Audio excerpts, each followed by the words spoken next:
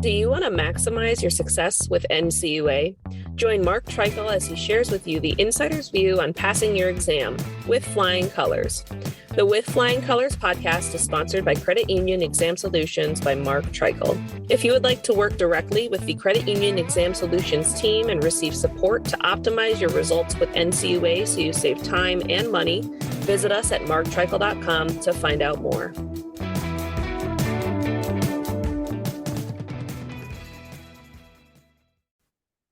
Hey everyone, this is Mark Treichel with another episode of With Flying Colors. It is 1:57 p.m. Eastern Time, September 21st. The NCUA board had their September meeting a few hours ago. I just got off the phone with a couple client calls, and while it's fresh in what happened at the board meeting, I wanted to record it here.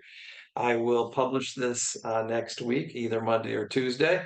And I'm going to break this into two different podcasts. The first one will be about the share insurance fund briefing. And the second podcast will be about the fintech.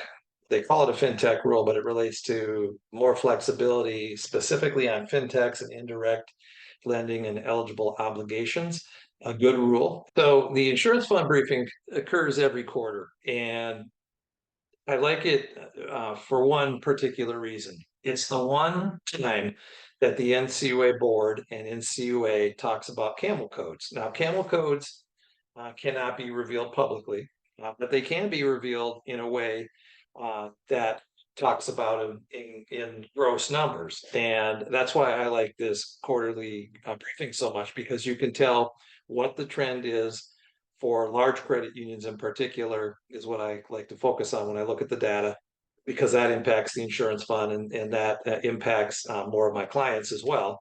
However, in any event, the CAMEL codes are, to me, the key part of this briefing.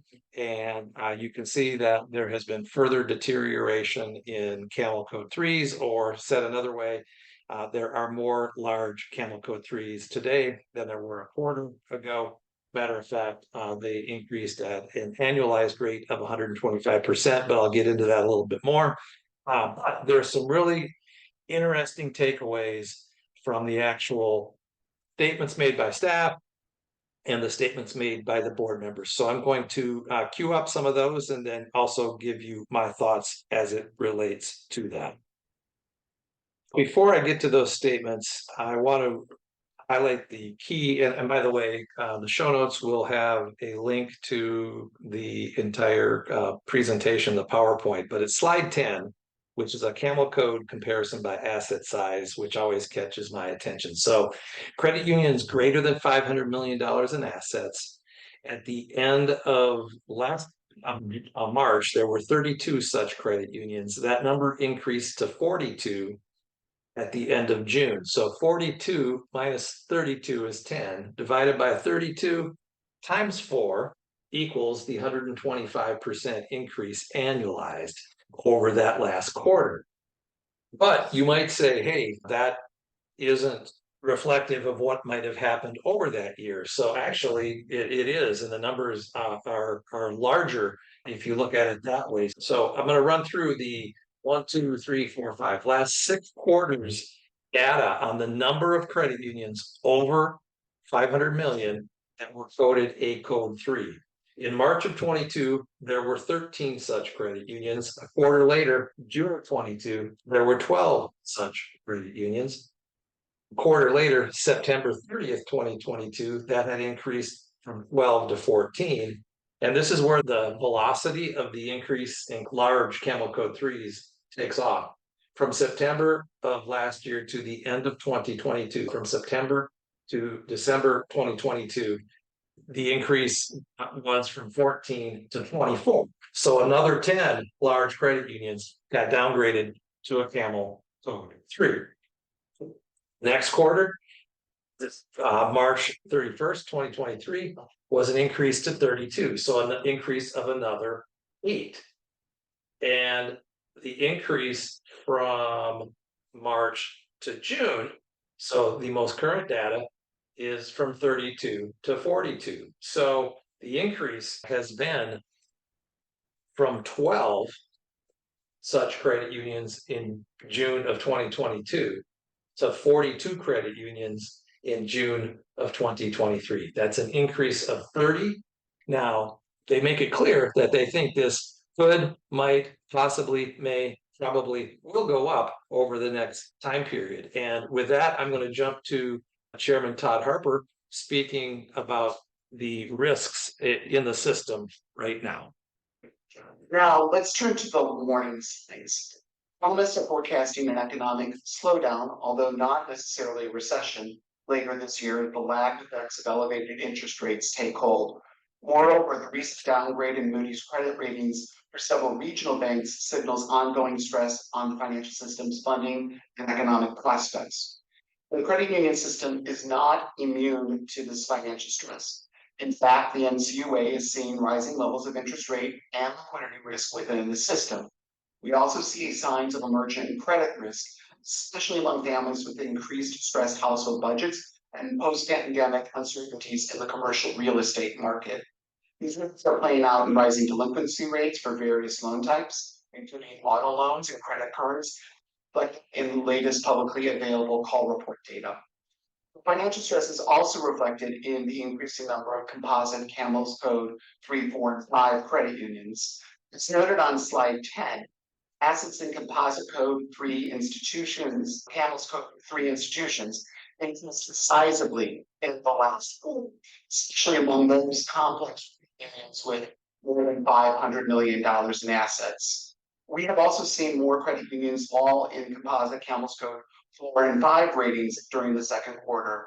The increase in the level of reserves in the Share Insurance Fund, more than $6 million since the last quarter, is directly tied to the number of troubled credit unions that we're seeing. The continued levels of high interest rate risk may increase the credit union's liquidity risks, contribute to asset quality deterioration and capital erosion. It can also place pressure on earnings. In fact, several credit unions, including those with more than $1 billion in assets, are already experiencing an impact on performance. Other issues, including the reinstatement of federal student loan repayments, rising costs of property and casualty insurance, and consumers drawing down the last of their pandemic era savings as inflation erodes buying power, will affect an already strained household finances going forward. Eugene, if we could pull back up slide 10, because I do want us to stay focused on this. Based on the trends we are seeing, do you expect the number and level of assets in CAMEL's code 3s, 4, and 5 credit unions to increase in the coming months? And should we be surprised if these are? All right, Chairman Todd Harper spoke to many risks there: Moody downgrades, recession or slowdown, interest rate risk, liquidity risk, asset quality, capital erosion, credit risk, commercial delinquency, auto delinquency, credit card delinquency, student loans having to be repaid, property insurance going up. Lots of risks that they're worried about. And then he gives a discussion and asks the chief financial officer if he expects these risks to continue, which is where I paused it. I am now going to start it back up so you can hear what the CFO had to say. Considerably over the next 6 months, especially among our larger credit unions. So the sound quality of the CFO was not that good. And here's my summary of what he said. So the CFO says the factors that he mentioned, the chairman, indicates they would not be surprised if you see these numbers going up. I'm expecting it to go up throughout the next 12 months would be my guess. Also, on a related note, Chairman Harper also mentioned the fact that there was an increase in a $6 million reserve for losses that they mentioned on another slide. Now, that's because the insurance fund has individual losses that they project when they're looking at the losses to the insurance fund, and then they have one based on CAMEL codes. And so when the CAMEL codes get worse, particularly in bigger credit unions, money gets set aside in reserves. And they're saying there was an increase in $6 million in projected potential losses as it relates to the insurance fund. More questions here from Chairman Harper. Eugene, for that sobering insight. All of us should be prepared for deterioration in systems, composite CAMEL's ratings later in the year and into next year. I cannot emphasize this enough. Credit union executives, supervisors, boards of directors must remain ahead of this trend by remaining diligent in managing the potential risks on their balance sheets, and monitoring economic conditions and the interest rate environment. The NCUA, of course, will continue to monitor credit union performance and mitigate risks through examinations, off-site monitoring, and tailored supervision.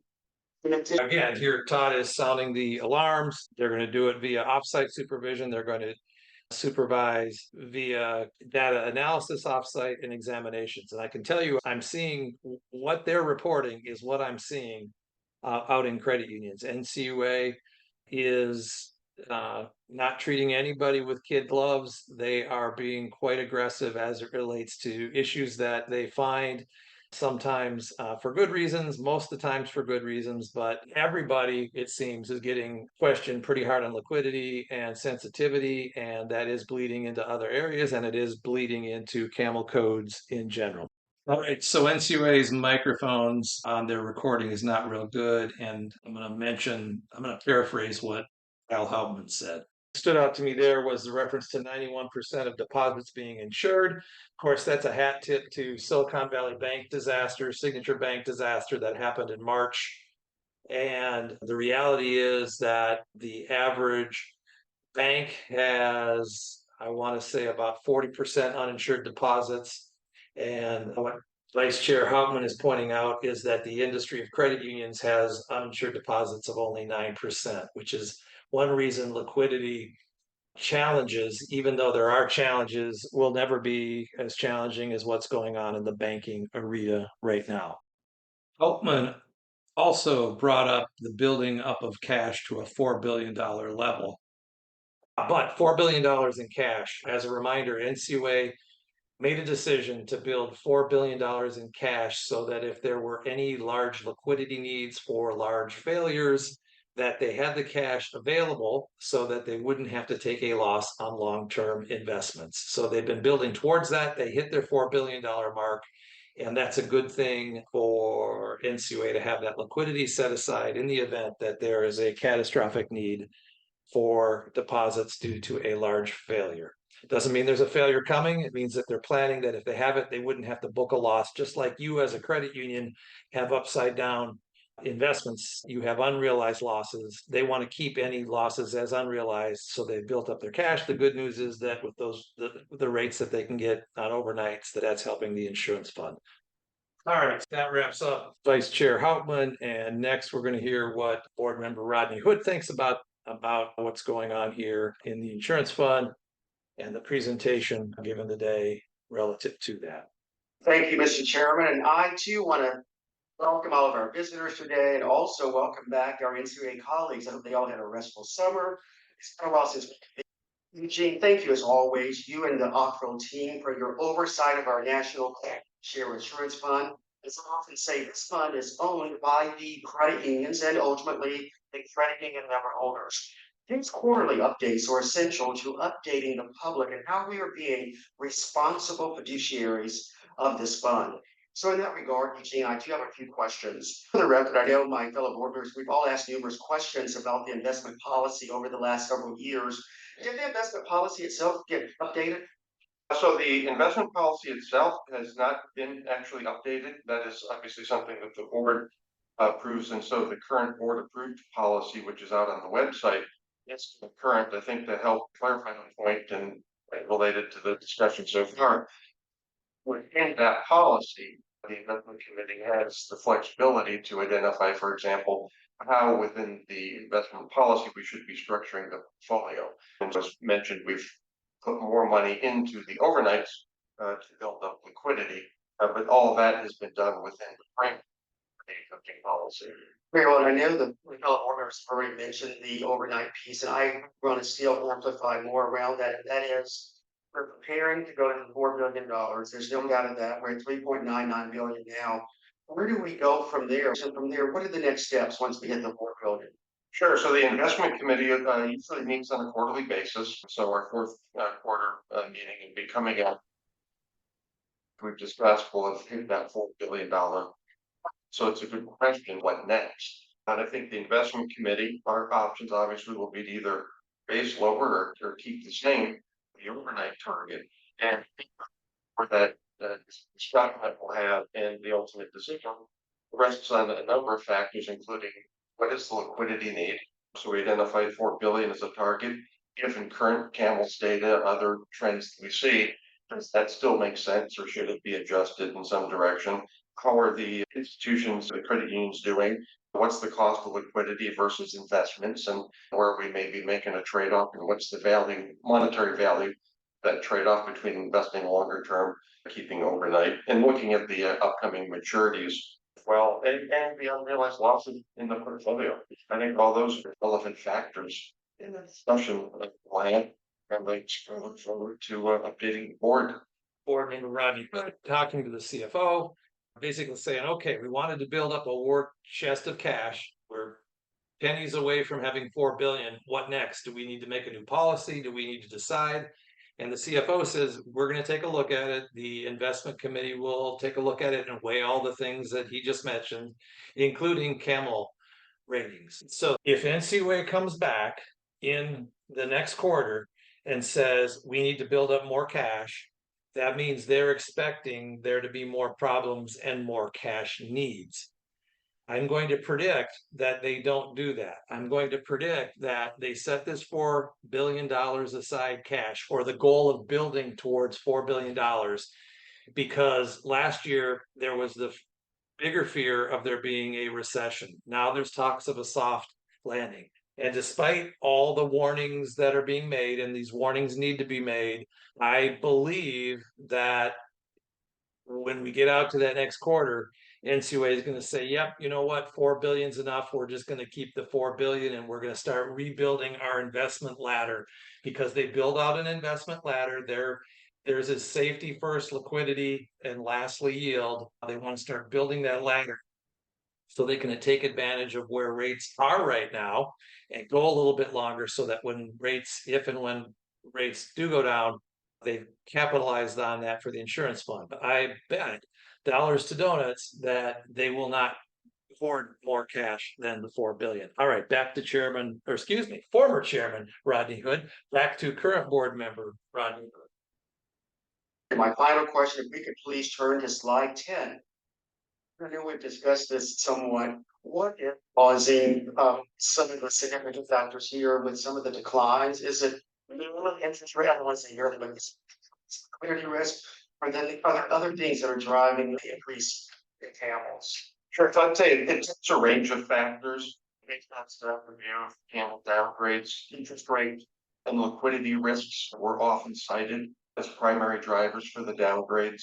Also concerns noted in other factors such as risk management, audits, accounting, information security, and credit risk. So there's key primary drivers that you noted. There's actually quite a variety of issues as well that are contributing to that trend. But thank you. I just ask and encourage our creditors to remain vigilant in balance sheet management, looking at duration risk, looking at all the factors that we laid out as a board and as an agency when we listed the supervisory priorities for the year. So I ask that you all remain mindful of those as we navigate the headwinds that exist. All right, there you have board member Rodney Hood asking the CFO, what's contributing to these CAMEL downgrades? Mentioned interest rate risk, mentioned liquidity risk, mentioned risk management, or the lack thereof, mentioned audits. So they're finding, so some of those large credit unions had problems with their audits and accounting. NCUA, by the way, has zero tolerance on accounting issues. So the way the exam program works, if you're a code 3, they come back every 6 months. If you're a code 4, you see them every quarter. However, regardless of code, if you have what they call serious and persistent record keeping problems, they will be there every 90 days. Now, so theoretically, you could be a code 3 with serious and persistent record keeping problems, which kind of puts you in the code 4 follow-up status, which is that 90 day setup. But it's interesting to me, they mentioned audits, they mentioned accounting, and they mentioned information security, and they mentioned credit risk. But the audit and accounting part, that's credit unions 101. So that's interesting. That's contributed to some large credit unions becoming a code 3. Oftentimes that will lead to code 4s. There was a reference to code 4s going up, but it was negligible. It was only in the $100 million to $500 million category, and in the under 100 million category, which went up from 115 to 121. So the smaller credit unions had an increase in the code 4s. The small credit unions actually had a reduction in the code 3s. So again, and board member Hood saying you need to be diligent shows the general tone from the board. So there's a little bit of concern about what's going on CAMEL code wise. They're wanting to make sure credit unions are dealing with their risks, and they outlined the specific risks. But in summary, another quarter where code 3s have gone up, another quarter where large code 3s have gone up. That's consistent with what I'm seeing. You need to double down on your sensitivity, paperwork and analysis, liquidity. They're coming at credit unions very hard in that arena, whether it's document resolutions or examiner findings. Most credit unions are not coming away unscathed on that, and you need to look at what NCUA is asking you to do and decide if it makes sense, and if it does, maybe get a little wiggle room on the due dates that they ask for, because oftentimes they come in asking for mountains to be moved in time periods that those mountains can't actually be moved. All right, so again, CAMEL code's up. More to come on the other items from the board meeting. They're worried about safety and soundness. They're worried about insurance losses.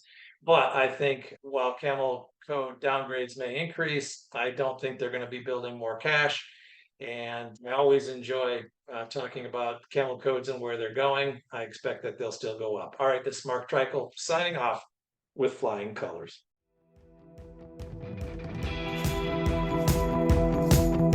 Thank you for joining us on this episode of With Flying Colors. Subscribe on your favorite podcast app to hear future episodes where subject matter experts of all varieties will provide tips on how to achieve success with NCUA. If you would like to learn more about how we assist credit unions, check out our services at marktreichel.com.